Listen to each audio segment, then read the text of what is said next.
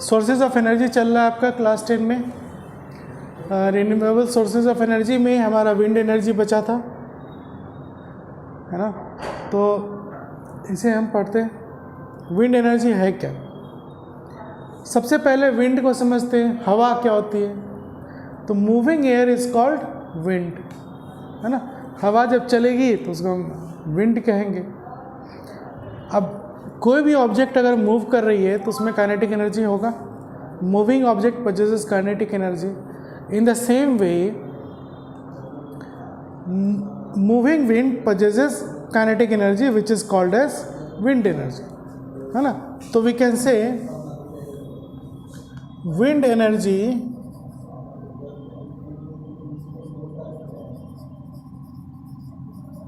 is the kinetic energy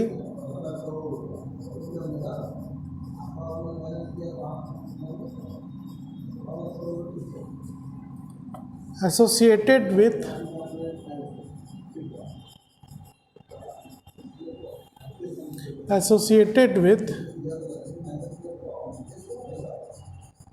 large mass of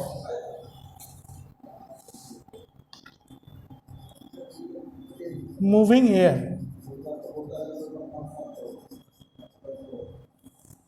है ना।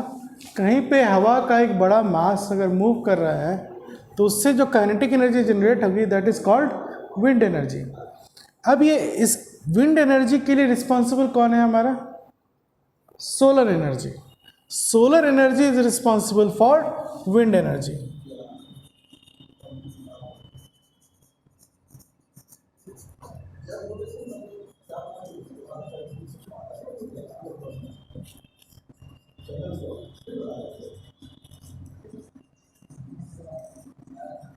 वो कैसे? मतलब सन से जो एनर्जी मिलती है वही सोलर एनर्जी है। तो आप देखा होगा सोर्स ऑफ एनर्जी चैप्टर में मैक्सिमम एनर्जी रिसोर्सेज जो हैं जो ह्यूमन काइंड के लिए ज़रूरी है या किसी भी लिविंग थिंग्स के लिए, वो आपका सोलर एनर्जी ही है। सोलर एनर्जी ही मेन आपका एनर्जी रिसोर्स है ना। तो अब विंड एनर्जी भी सोलर एनर्जी की वजह से है। कैसे? मतलब अर्थ पे हवा कैसे जनरेट हो रही है? अगर हम अर्थ की बात करें, है ना, तो ये पोलर रीजन है ना, ये आपका पोलर रीजन है और ये इक्वेटोरियल रीजन है। सन रेज जो है इक्वेटोरियल रीजन में सीधी पड़ती है,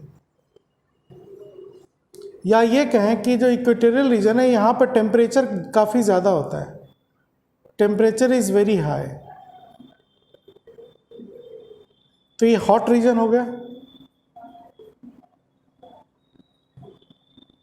और ये आपका कोल्ड रीजन हो गया, क्योंकि यहाँ सन रेज काफ़ी कम आती हैं। ये भी आपका कोल्ड रीजन हो गया। तो रीजन हॉट होने की वजह से क्या होता है, यहाँ पर गर्म हवाएं ऊपर चलती हैं। तो गर्म हवाएं जैसे जैसे पोलर रीजन की तरफ बढ़ेंगी, है ना, ऊपर या नीचे, ये गर्म हवा जाएगी तो यहाँ पे स्पेस खाली हो जाएगी। तो जो गर्म रीजन है, टेम्परेचर काफ़ी हाई होने से हम कह सकते हैं कि हॉट रीजन में आपका हाई प्रेशर है, एयर का हाई प्रेशर है। और कोल्ड रीजन में टेम्परेचर कम होने से ये लो प्रेशर रीजन हो गया, नीचे भी लो प्रेशर है आपका। प्रेशर जो होती है वो डायरेक्टली प्रोपोर्शनल है टेम्परेचर का, ठीक है।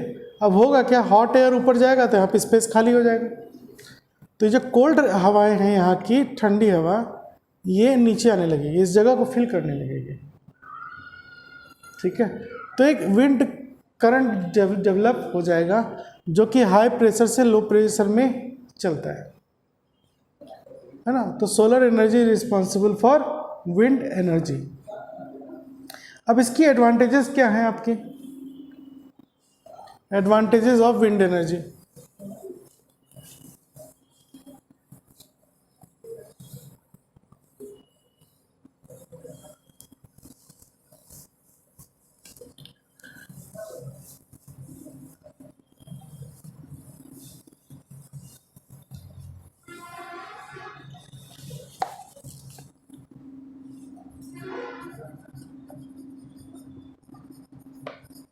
Advantages of wind energy.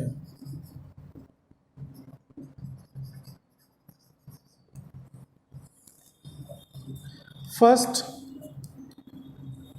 it is not a source of pollution. It is not a source of pollution.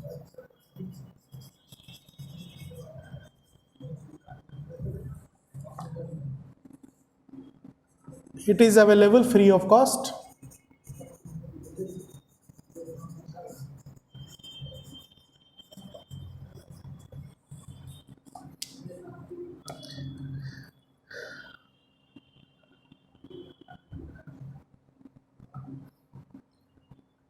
Source of wind energy is air.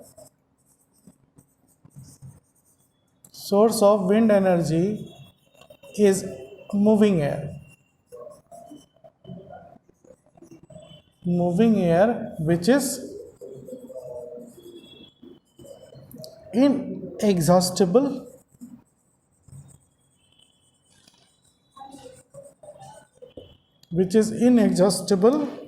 and renewable source and a renewable source. ठीक है, तो these are the advantages of wind energy. अब इसके साथ कुछ disadvantages भी हैं, है ना. क्या है डिसएडवांटेजेस वो देखते हैं. तो एडवांटेजेस एक बार फिर से पढ़ लेते हैं. ये पॉल्यूशन नहीं होता इससे, ये फ्री ऑफ कॉस्ट अवेलेबल हो जाता है. और विंड एनर्जी का मेन सोर्स आपका मूविंग एयर है या फिर एयर है. जो एयर जो होता है वो इनएग्जॉस्टेबल है और रिन्यूएबल है. ठीक है. Disadvantages of wind energy.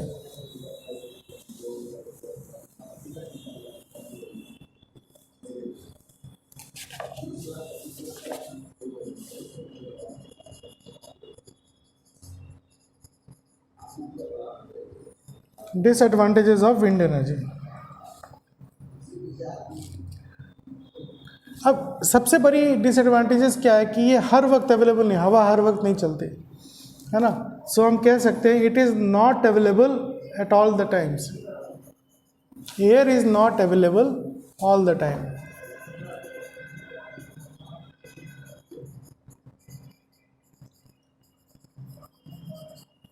Air is not available at all times. इसका कहने का मतलब ये है कि हवा तो है, हम सांस तो लेते हैं, लेकिन विंड एनर्जी जो मैकेनिकल एनर्जी प्रोवाइड कर सकती है उसके लिए जिस क्वांटिटी में हमें हवा चाहिए, उसकी जितनी स्पीड चाहिए वो हमें हर वक्त नहीं मिल सकती. ठीक है. अब इससे जो हमारी डिवाइस हम बनाते हैं जैसे विंड मिल हो गया या फिर सेल बोट्स हो गया, वो काम नहीं करेगी, है ना, क्योंकि उतनी हवा नहीं मिल रही हमें. जैसे पतंग उड़ाने के लिए भी आपको एक अच्छी हवा चाहिए ना. अगर हवा अच्छी नहीं तो आप पतंग नहीं उड़ा पाएंगे, तो काफ़ी डिफ़िकल्टी होगी.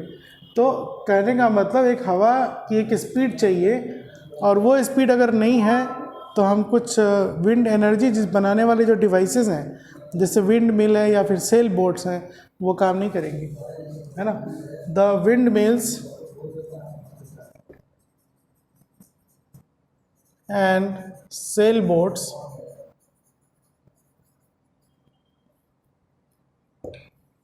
windmill and sail boats remain unoperational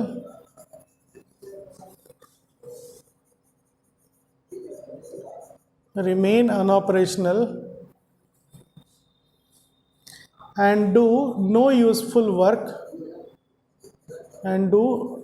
useful work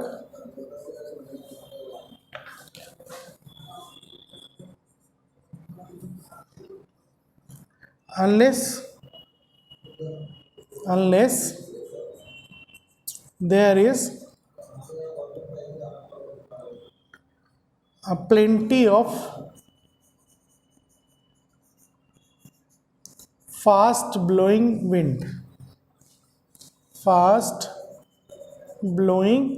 wind. और ये कब आएगा? जब आपका टेम्परेचर कम हो जाएगा, है ना.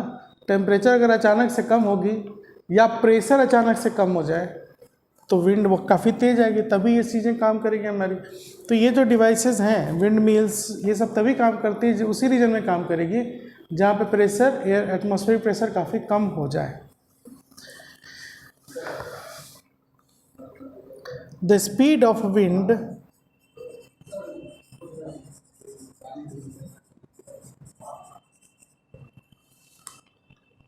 at a place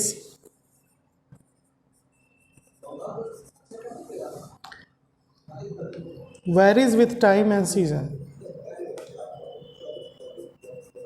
Varies with time and season. अब जहाँ पे हवा चल रही है वहीं काइनेटिक एनर्जी ज़्यादा होगी, तो जहाँ पे काइनेटिक एनर्जी ज़्यादा है वहीं पे हम इसको यूटिलाइज कर सकते हैं। जैसे समुद्र के एरिया में हवा तेज़ चल रही है तो वहीं हम विंड मिल लगाएंगे। अब उस विंड मिल को उठा के मैं प्लेन एरिया में ले जाऊँ, एग्रीकल्चर लैंड में ले जाऊँ, तो हमें कोई खास बेनिफिट नहीं मिलेगा। So we can say the kinetic energy of wind, the kinetic energy of wind can be utilized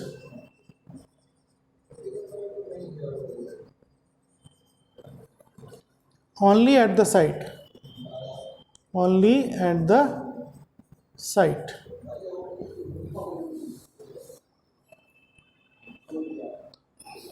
और अब इसकी गारंटी भी नहीं है कि हमें विंड एनर्जी मिल जाएगी, है ना?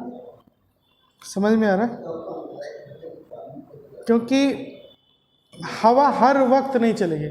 अभी आपने अपना विंड मिल स्टार्ट कर दिया, हो सकता है अचानक हवा बंद हो जाए, क्योंकि हवा हर वक्त जिस स्पीड में चाहिए उस स्पीड में कंटिन्यूस नहीं मिल सकती है। तो हम ये कह सकते हैं कि विंड मिल की कंटिन्यूस, विंड मिल से विंड एनर्जी की कंटिन्यूस सप्लाई हमेशा पॉसिबल नहीं है ना? Because wind is not predictable. continuous supply of wind energy, continuous supply of wind energy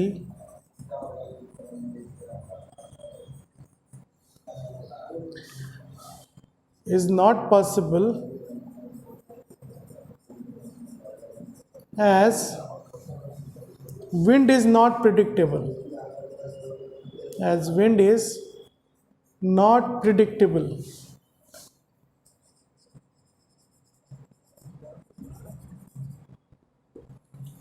ठीक है, तो विंड एनर्जी प्रोड्यूस करने वाले जो प्रैक्टिकल डिवाइसेस हैं वो हमेशा काम करे इसकी गारंटी नहीं है, क्योंकि इसके सोर्सेस काफ़ी लिमिट में है।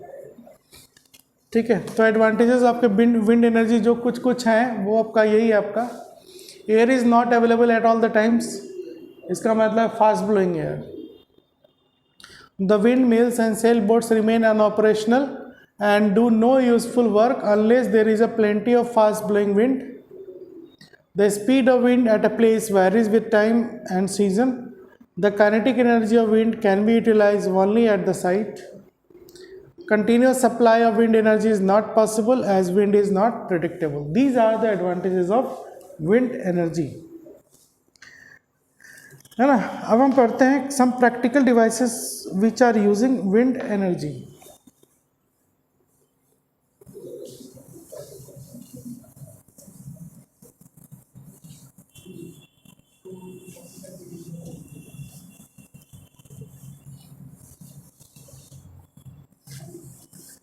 Practical devices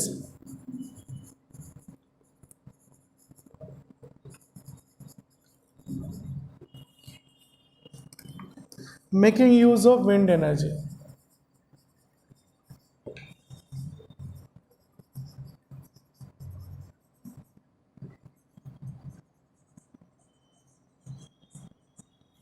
First is windmill,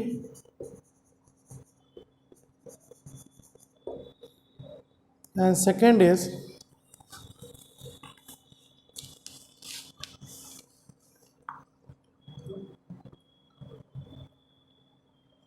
floor mill,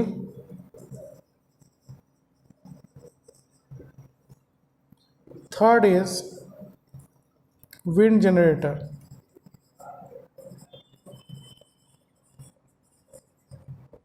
ठीक है, यही तीन कॉमन प्रैक्टिकल डिवाइसेस हैं जिससे हम विंड एनर्जी का यूज़ लेते हैं, है ना। सबसे पहले आपका विंड मिल है, तो ये तीनों आपके मशीन ही हैं। विंड मिल एक मशीन है जो विंड एनर्जी का यूज़ कर रहा है, मतलब तीनों तो विंड एनर्जी का ही स्टोर कर रहा है। तो विंड मिल जैसे अगर आप ट्रेन से जाएंगे बॉम्बे के तरफ, सी कोस्टल एरियाज़ की तरफ जाएंगे, तो आप देखेंगे कि एग्रीकल्चर लैंड में बड़े बड़े पोल लगे हुए हैं और उससे फैन घूम रहा है। तो वो फैन जो है एक्चुअली में एयर उसकी स्पीड बताती है कि वो कितना विंड एनर्जी डेवलप कर सकता है।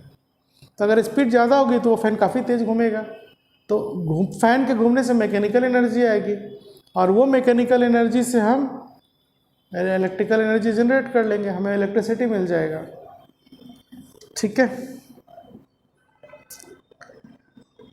तो इस तरह से हमारा विंड मिल काम करता है।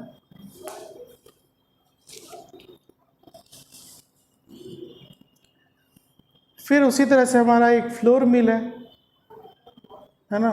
जैसे अनाज वगैरह को, जैसे धान होता है, धान से चावल बनाना है, तो उसके लिए जो मशीन, उसमें भी ब्लेड लगी होती है, तो उस ब्लेड को चलाने के लिए हम विंड एनर्जी का यूज़ करते हैं। तो वो विंड एनर्जी यूज़ करके ही हमारे फ्लोर व्हील आ सकती है।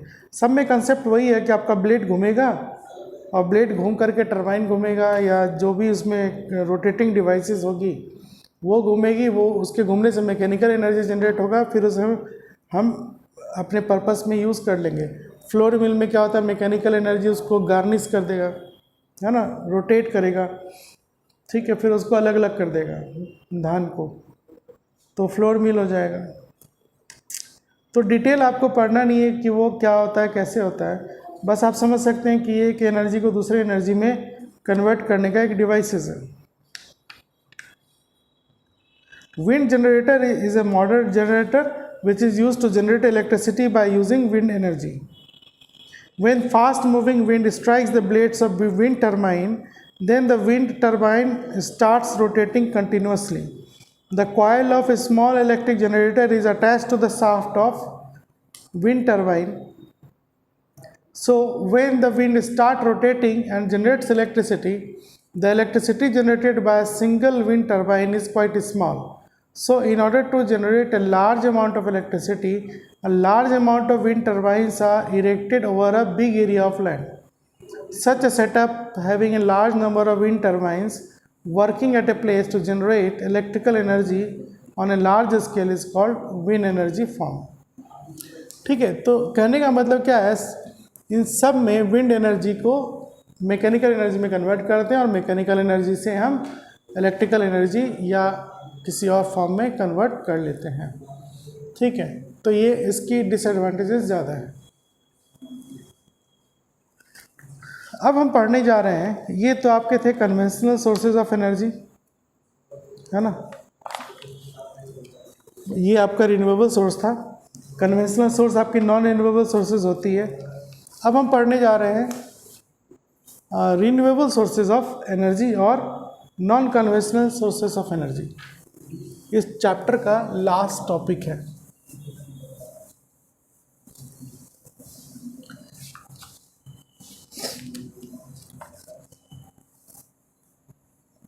Non conventional sources of energy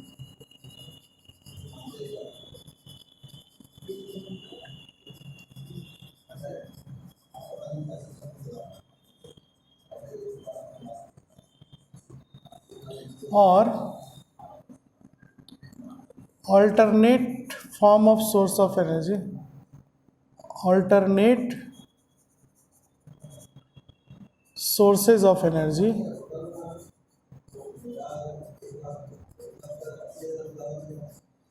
और renewable sources of energy।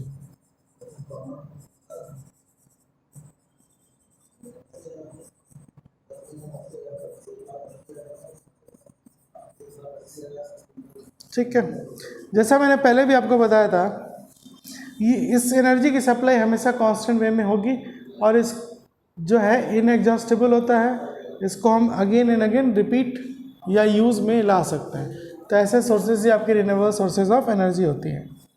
तो इसकी डेफिनेशन हम क्या लिखेंगे, the sources of energy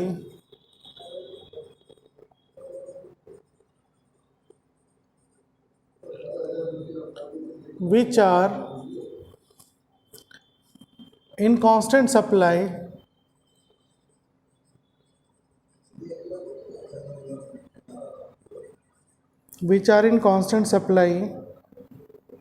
to us by nature and are inexhaustible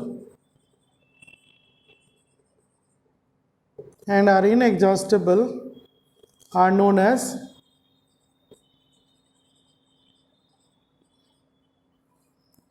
renewable sources of energy.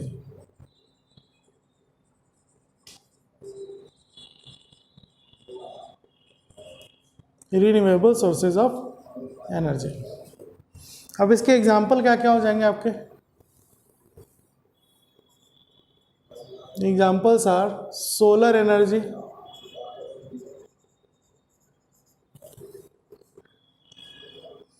Ocean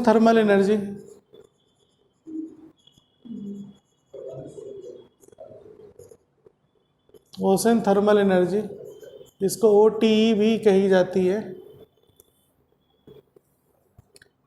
ना। Tides energy,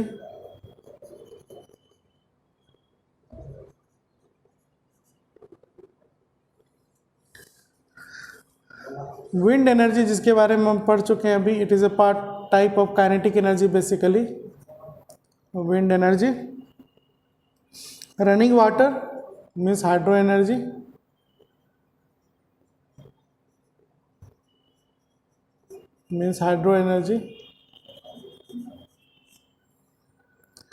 would thermal energy etcetera. तो ये कुछ आपके रिन्यूएबल सोर्सेज ऑफ एनर्जी हैं। ठीक है,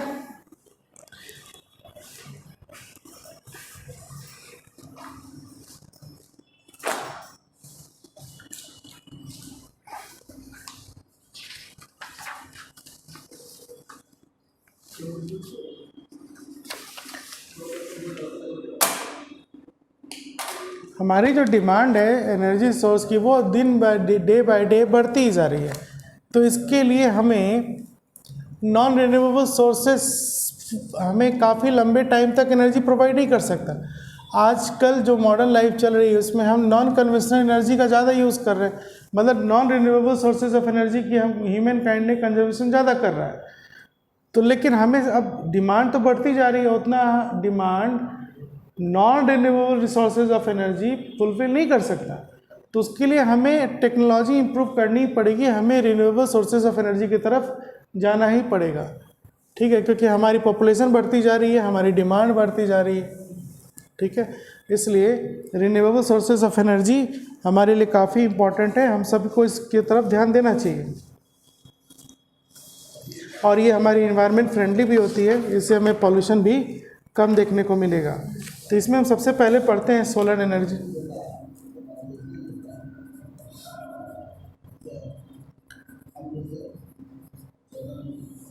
सोलर एनर्जी का आप कॉमन काफ़ी सुन रहे होंगे आजकल, मतलब यूज़ में हो रहा है, जैसे solar water heater, solar lamp, solar light, पूरी एक पैनल सोलर की चल रही है सिस्टम की। तो गांव में जहाँ इलेक्ट्रिसिटी कम होती है वहाँ पे सोलर पैनल बहुत तेज़ी से लगाए जा रहे हैं। वो कुछ लोग वहाँ पानी गर्म करने के लिए यूज़ करते हैं, कोई उसको मोटर चलाने के लिए यूज़ कर रहा है। ठीक है, तो बहुत सारे सोलर पैनल हम यूज़ में ला रहे हैं। सोलर कुकर, बहुत सारे डिवाइसेस हैं जो हम सोलर एनर्जी का यूज़ करते हैं। जैसे मान लीजिए सोलर कुकर है, तो उसमें क्या होता है आपका ब्लैक, जनरली कंसेप्ट ये होती है ना कि black surfaces are good absorber of heat. तो एक इस तरह का डिवाइस बॉक्स बनाया गया जो अंदर से पूरा ब्लैक है, और उसके ऊपर ग्लास लगा दी गई। ग्लास क्या होता है कि जब सनलाइट उसके अंदर जाती है तो वो ट्रैप हो जाती है, वो बाहर नहीं निकल पाती। तो जब हम एक बॉक्स में ग्लास फिटिंग कर देंगे तो सनलाइट तो अंदर चली जाएगी, अब बाहर नहीं निकलेगी, तो अंदर में क्या होगा, टेम्परेचर आपका बढ़ता चला जाएगा। ठीक है, जिससे हम खाना बना सकते हैं, कोई भी चीज़ जैसे बॉयल करनी है वो सब आप बना सकते हैं। ठीक है, तो black surface absorbs more heat as compare to a white और reflecting surface under conditions, identical conditions. Solar cookers and solar water heaters use this property in working. Some solar cookers achieve a high temperature by using mirrors to focus the ray of light. Solar cookers are covered with a glass plate. तो glass plate की मैंने property आपको बताई कि वो होता क्या है, मतलब वो ग्रीन हाउस इफेक्ट प्रोड्यूस करता है। मतलब मेन चीज़ क्या है ना, ग्लास की एक प्रॉपर्टी है कि सन अगर एक बार अंदर आ गई ग्लास के थ्रू तो फिर वो बाहर नहीं निकलेगी, वो वहीं एक्यूमुलेट होता रहेगा, तो टेम्परेचर बढ़ता चला जाएगा, तो आप खाना बना सकते हैं। ठीक है, तो वो ग्लास इस तरह से उसमें फिट की जाती है कि मैक्सिमम रे कन्वर्ज करके उसके अंदर चला जाए। ठीक है, तो energy receive from sun is called solar energy. तो सनलाइट को ट्रैप जो जो कर सकता है वो सब सारा सोलर एनर्जी का यूज़ होगा। उस सोलर एनर्जी में हम पूरा एक, जैसे सोलर कुकर हम बना लिया हमने, सोलर कुकर, फिर सोलर पैनल हो गया, सोलर पैनल सेल बना सकते हैं हम, सोलर सेल पैनल, है ना। ये सब क्या होता है, ये जो सेल, जैसे बैटरी का काम होता है इलेक्ट्रिकल एनर्जी कन्वर्ट करना, तो एक सोलर सेल पैनल बना ली गई जो जनरली सेमीकंडक्टर की बनती है शीट, उस पर जब सनलाइट आती है तो वो सनलाइट को ट्रैप कर लेगा, है ना, जिससे वो एक बैटरी की तरह काम करने लगेगा। ठीक है, और फिर आप उसको यूज़ कर सकते हैं। तो सोलर सेल जनरली सेमीकंडक्टर की बनेगी, मोस्टली सिलिकॉन या जर्मेनियम की बनाई जाती है। सिलिकॉन और जर्मेनियम के बारे में आप क्लास 12 में पढ़ेंगे। दे आर वही आपके सोलर सेल बनाती हैं, which are abundant in nature, और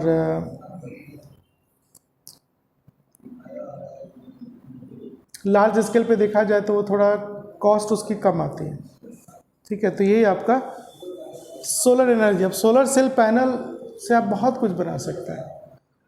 ठीक है, तो इसके बारे में लोगों को जागरूक किया जा रहा है। इवन जो हमारे आर्टिफिशियल सैटेलाइट्स हैं, है ना, या स्पेस प्रोब्स हैं, मीटियर ऑर्बिट्स हैं, इन सब में सोलर सेल लगाई जाती है।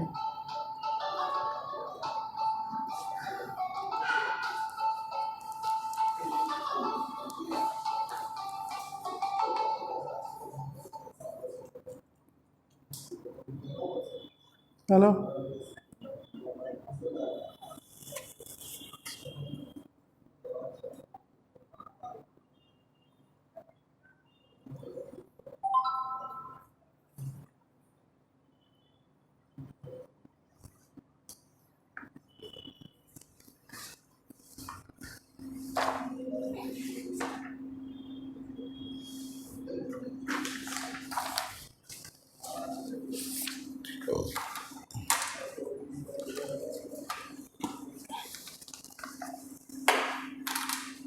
Usage of solar energy.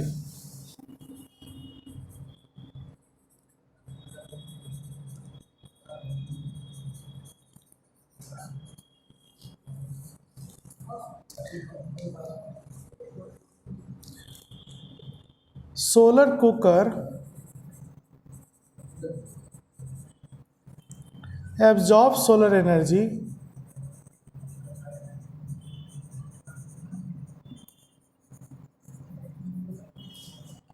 and cook food and cook food. Solar water heaters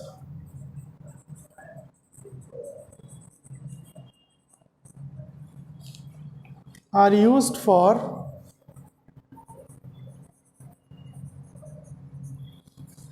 heating water.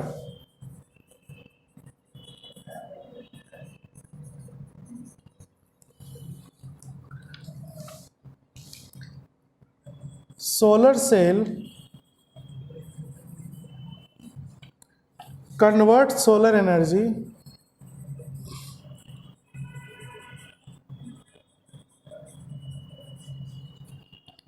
into electricity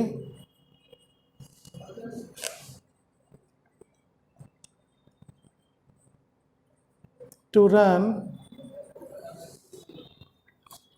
watches, calculators,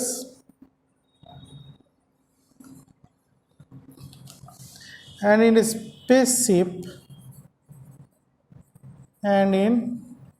spaceships for various experiments.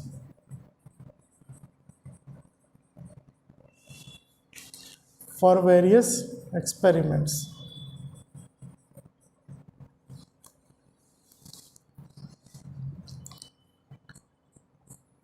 Solar energy is absorbed by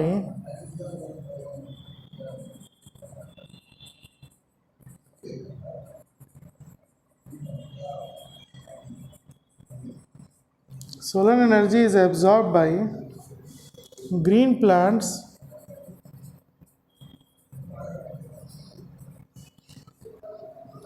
to make their food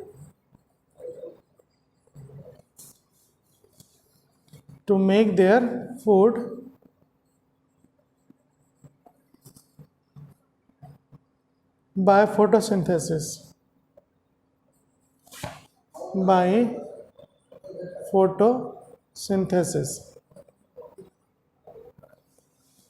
Fifth, solar energy is used for drying clothes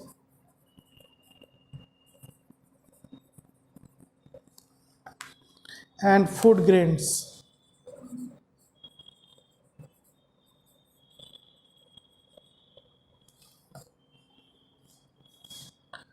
Solar energy is used for making salt,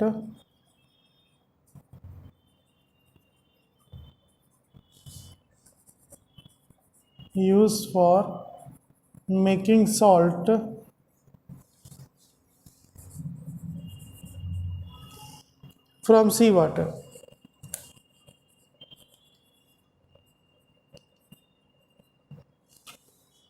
ठीक है, these are the uses of solar energy, है ना। जैसे मैंने बताया था, solar energy is the big source of energy giving us by sunlight में बहुत सारी एनर्जी है, उसमें बहुत सारे कंपोनेंट होते हैं, वो आप डिटेल में बाद में पढ़ेंगे। अगर मैं सन रेज की बात करूँ तो उसमें अल्ट्रा वायलेट रेज है, विजिबल लाइट है, इंफ्रारेड है। तो जो हीट है जिसमें एनर्जी है वो इंफ्रारेड है। अल्ट्रा वायलेट रेट हमारे लिए डेंजरस होती है ना। तो सन रेज में बहुत तरह की एनर्जी है, कुछ डेंजरस है, कुछ यूज़फुल है, कुछ लाइट देती है। विजिबल लाइट में कोई एनर्जी नहीं है, सॉरी एनर्जी है जो सिर्फ लाइट एनर्जी दे रही है। इंफ्रारेड जो है वो एनर्जी दे रही है और उसका हम ये सारे यूजेस करते हैं। तो ये सारे यूजेस जो आप देख रहे हैं एक्चुअली में सारे सोलर एनर्जी के इंफ्रारेड रेडिएशन की वजह से। अल्ट्रा वायलेट रेडिएशन से हमें कैंसर हो सकता है, तो वो हमारे लिए डिसएडवांटेजेस हैं। ठीक है, तो ये आपके यूजेस हो गए।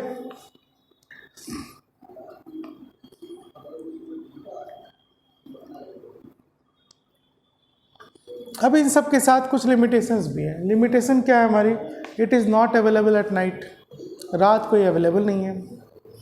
It is not available uniformly in all parts of world, हर जगह सनलाइट एक प्रॉपर यूनिफॉर्म रेट पे नहीं होती, दिन के समय भी, तो इसकी भी लिमिटेशन है।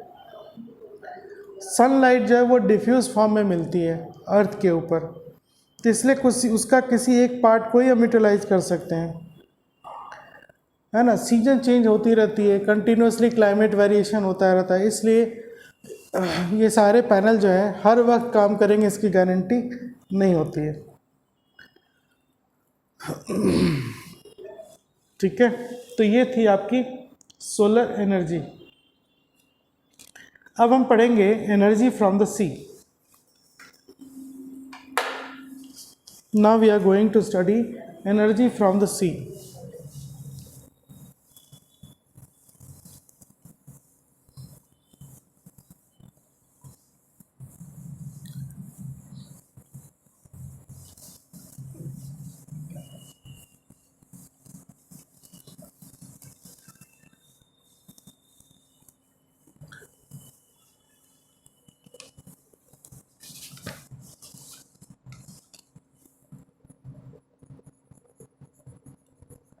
Energy from the sea.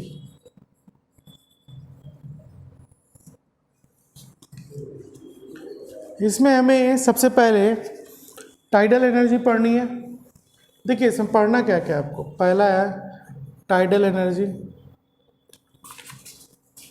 मतलब टाइड के आने से जो हमें एनर्जी मिल सकती है, टाइडल एनर्जी.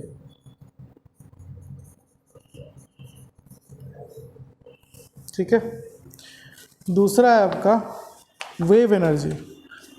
सी में आपकी वेव जनरेट होती है ना, वेव एनर्जी.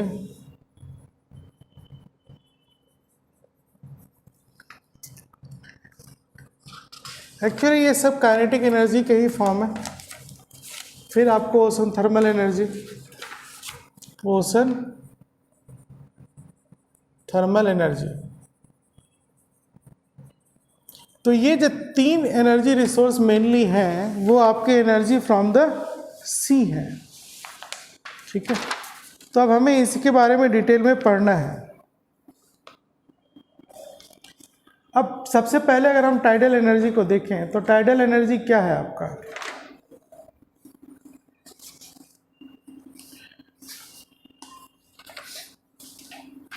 है ना. अगर मैं टाइडल एनर्जी को डिफाइन करूं तो क्या लिखेंगे. टाइड के बारे में तो आपको पता है कि मून अट्रैक्ट्स अर्थ. तो अर्थ का आपका 71% वाटर है, तो वो वाटर में मेनली आपका सी वाटर ही रिसोर्स है. तो मून जो है उस पूरे वाटर को अट्रैक्ट कर रही है, जिसकी वजह से वाटर सरफेसेस जो है या वाटर लेवल जो है वो कभी राइज करेगी कभी फॉल करेगी. है ना. तो राइज और वाटर लेवल के राइज और फॉल होने की जो घटना होती है इसी को हम लोग टाइड कहते हैं. कभी ये बहुत हाई टाइड हो जाता है. हाई टाइड मतलब बहुत ज़्यादा ऊपर गया, बहुत ज़्यादा नीचे आया, तो इससे काफ़ी ज़्यादा वाटर काफ़ी ऊंचाई से नीचे गिरेगी, तो टाइप ऑफ पोटेंशियल एनर्जी हुआ. तो tidal energy is basically a type of potential energy cause due to gravitational attraction of moon. तो हम लिख सकते हैं टाइडल एनर्जी को due to attraction of moon on sea water, water surfaces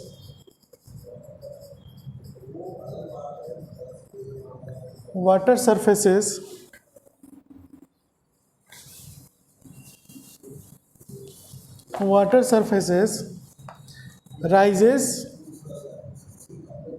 and falls, and thus the waves are formed,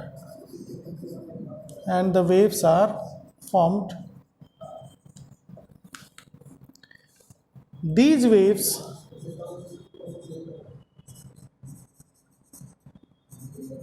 are called tidal waves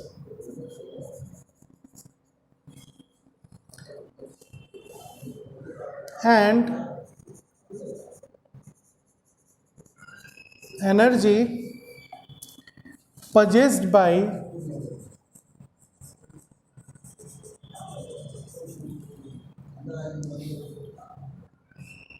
rising and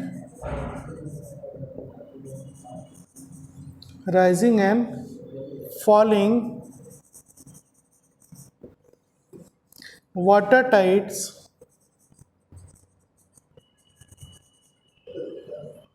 is known as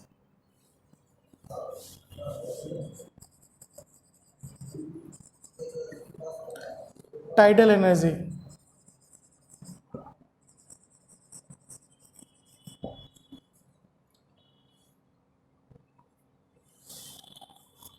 ठीक है, मतलब जैसा मैंने आपको बताया है, तो इसकी डेफिनेशन आप क्या लिख सकते हैं, due to attraction of moon on sea water, water surfaces rise and falls and the waves are formed, these waves are called tidal waves and energy possessed by rising and falling water tides is known as tidal energy.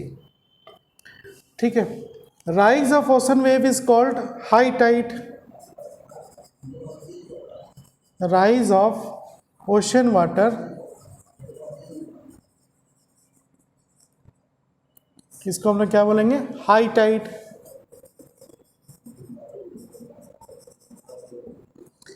And fall of ocean water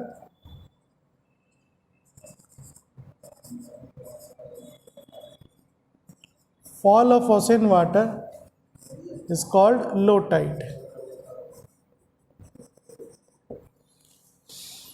तो rise हुआ है तो fall होगा ही ना, तो Tide का मतलब क्या होगा, एक हाई टाइड होगी और फिर एक लो टाइड होगी।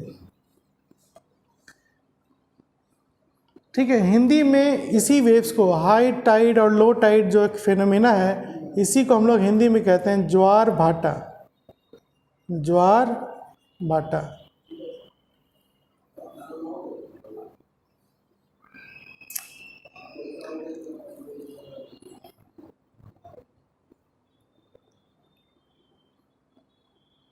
तो कोस्टल एरिया में ही हम इस टाइड को हार्नेस करके अपना इलेक्ट्रिसिटी जनरेट कर सकते हैं।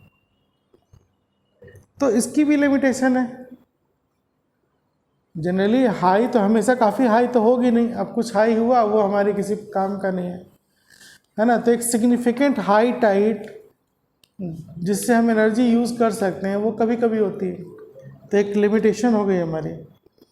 और हर जगह ओशन के आसपास आप डैम भी नहीं बना सकते, तो हमें एक डैम बना करके इस ओशन को, इस टाइडल एनर्जी को यूज़ करना है ना। तो सूटेबल लोकेशन आपकी जो है या तो गुजरात में है, इसके लिए सूटेबल लोकेशन जनरली इंडिया में दो ही जगह है टाइडल एनर्जी के लिए। पहला आपका है गुजरात, ठीक है, गुजरात मतलब gulf of Kutch, gulf of Kutch. फिर वेस्ट बंगाल, वेस्ट बंगाल में आपका सुंदरबंस, ठीक है। इसी जगह हम डैम जनरेट कर सकते हैं, डैम बना करके टाइडल एनर्जी का यूज़ ले सकते हैं, लेकिन ये ओकेजनली यूज़ होगा, ठीक है ना। अब हम पढ़ते हैं waves energy. Wave energy means sea wave energy.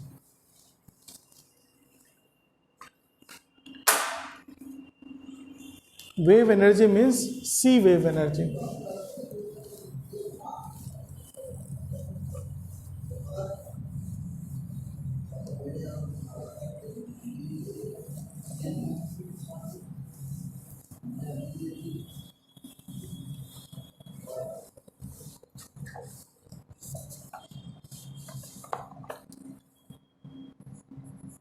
sea waves energy.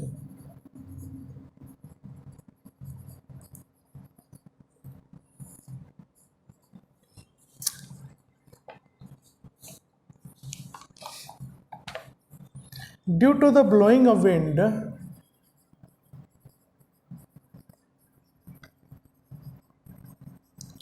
due to the blowing of wind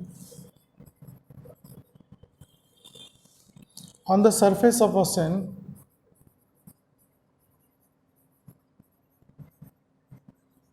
on the surface of ocean, very fast sea waves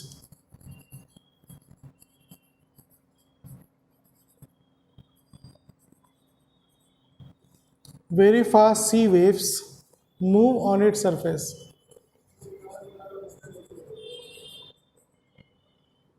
On its surface. Due to their high speed,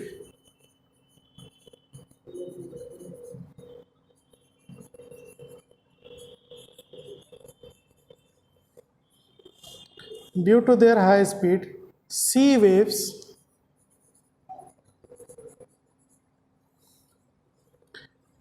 have a lot of kinetic energy, lot of kinetic energy in them, right? This kinetic energy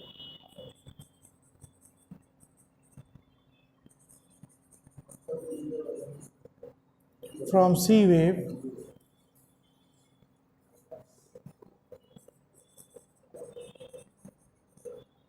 can be used to generate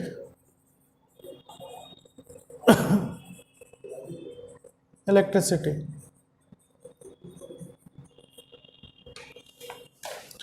है ना। Ocean के surface पे हवा के चलने से, है ना, बहुत ही फास्ट सी वेव्स सरफेस पे मूव करते हैं।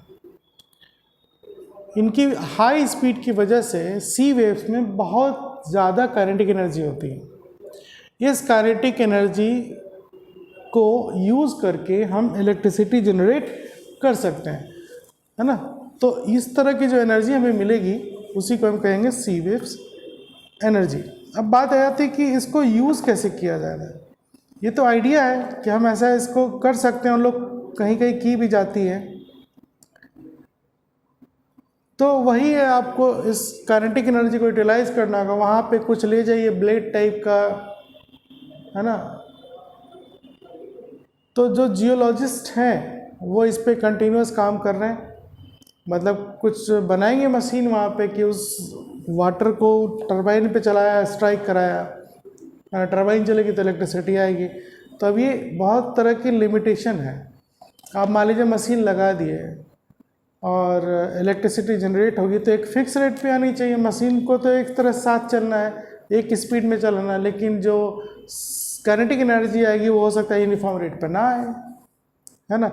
तो हमें उतना डिटेल में नहीं पढ़ना, हमें बस ये जानना है कि सी वेव एनर्जी होता क्या है और इसकी यूज़ हम क्या कर सकते हैं। इसको यूज़ करने के लिए बहुत सारे आइडियाज़ हो सकते हैं या हैं। वो आइडियाज़ कुछ भी हैं, किसी को सही लग रहा होगा, किसी को लग रहा होगा नहीं इसमें अभी भी डिसएडवांटेजेस हैं। तो ये सारे सोर्सेज में एडवांटेजेस डिसएडवांटेजेस बहुत ज़्यादा हैं। ये डिपेंड करता है कि क्या टर्म्स एंड कंडीशंस चल रही है वहाँ पे। तो आप सिर्फ एक आइडियाज़ बना सकते हैं कि हाँ ऐसा हम कर सकते हैं, हमें इस पर सोचना चाहिए, इस पर काम करना चाहिए। अब हम आगे पढ़ने जा रहे हैं ocean thermal energy. Ocean thermal energy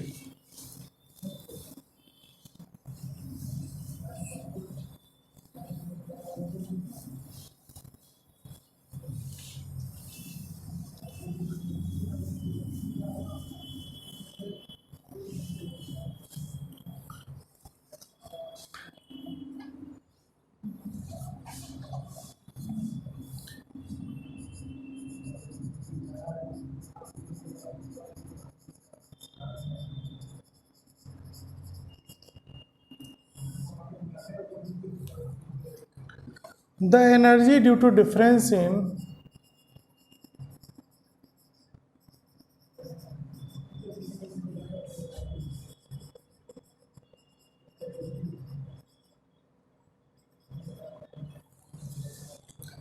the temperature of the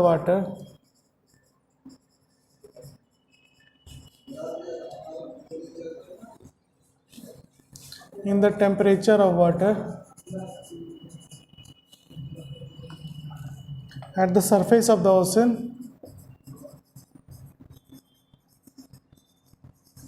and the surface of the ocean and at deeper levels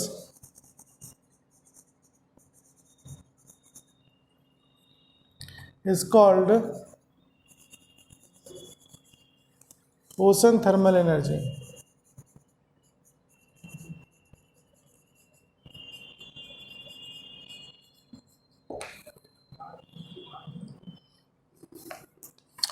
ठीक है, यही आपकी ओशन थर्मल एनर्जी है। मतलब ओशन का सरफेस और उसके नीचे चलते जाएं डीपर लेयर पे, है ना। तो डीपर लेयर में टेम्परेचर जैसे से आप नीचे जाएंगे प्रेशर हमारा क्या होगा, बढ़ता जाएगा। ठीक है, तो उस डिफरेंस की वजह से एनर्जी परचेज होगी जिसको हम ओशन थर्मल एनर्जी कहेंगे। हकीकत में देखी जाए तो सरफेस पे जो हीट है वो सन की वजह से होगा, और जैसे सब नीचे चले जाएंगे तो सनराइज तो मिलेगा नहीं, सनराइज नहीं मिलेगी, तो वो टेम्परेचर नीचे आपका कोल्ड होता चला जाएगा। तो मतलब टेम्परेचर डिफरेंस होने की वजह से आपकी एक ओशन थर्मल एनर्जी डेवलप हो जाती है।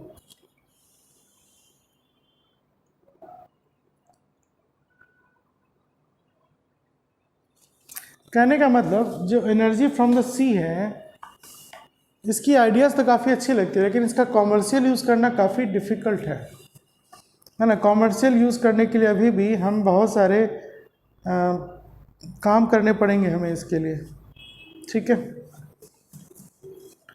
एडवांटेजेस क्या होगा,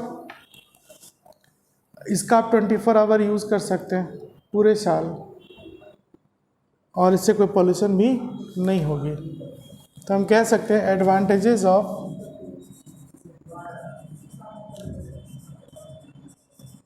ओशन थर्मल एनर्जी। पहला हो जाएगा, it can be used continuously.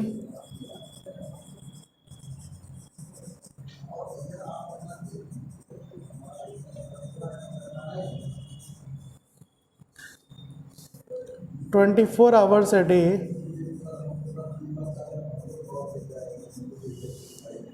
throughout the year.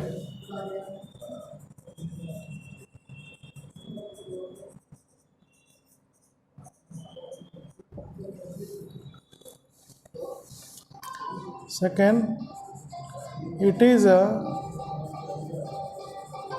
renewable source of energy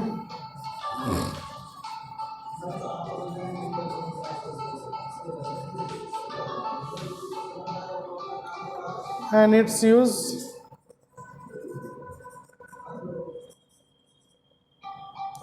does not cause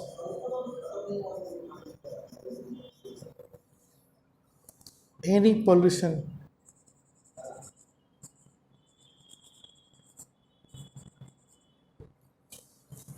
It can be used continuously 24 hours a day throughout the year. It is a renewable source of energy and its use does not cause any pollution. Commercial use of ocean thermal energy is quite difficult. Scientists are still working on it. Right? तो ये आपकी ocean thermal energies थी। अब हमें जियो thermal energy पढ़नी है। जियो thermal energy ये क्या होता है, ठीक है, चलिए। Now we are going to know to understand geothermal energy.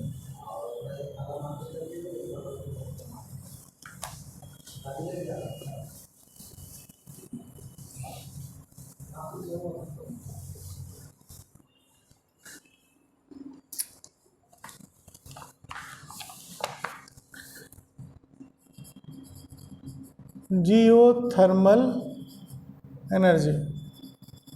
It is also a renewable source of energy. Geothermal energy is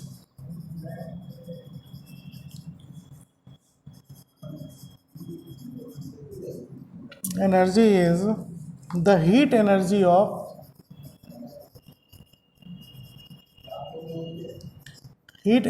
of hot rocks